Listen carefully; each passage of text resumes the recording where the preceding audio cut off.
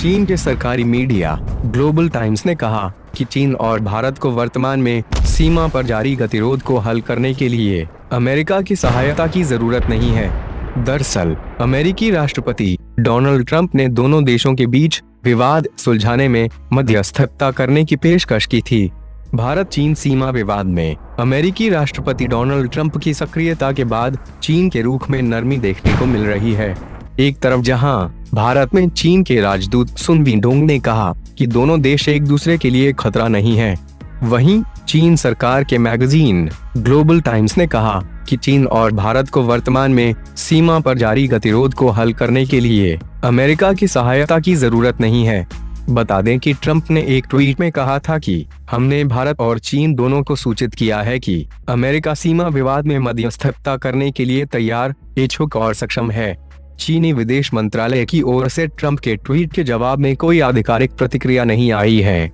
लेकिन सरकारी समाचार पत्र ग्लोबल टाइम्स में छपे एक लेख में कहा गया कि दोनों देशों को राष्ट्रपति ट्रंप की ऐसी सहायता की जरूरत नहीं है। इसमें कहा गया है कि हालिया विवाद को भारत और चीन द्विपक्षीय वार्ता से सुलझाने में सक्षम है। दोनों देशों को अमेरिका से सतर्क रहना चाहिए, जो कि क्षेत्र में शांति और सद्भाव को बिगाड़ने के अवसर की तलाश में रहता है। विदेश मंत्रालय के प्रवक्ता अनुराग श्रीवास्तव ने कहा कि भारत वास्तविक नियंत्रण रेखा एलएसी पर शांति और स्थिरता बनाए रखने के लिए प्रतिबद्ध है और भारतीय सैनिक सीमा प्रबंधन को लेकर बहुत जिम्मेदार रुख अपनाते हैं।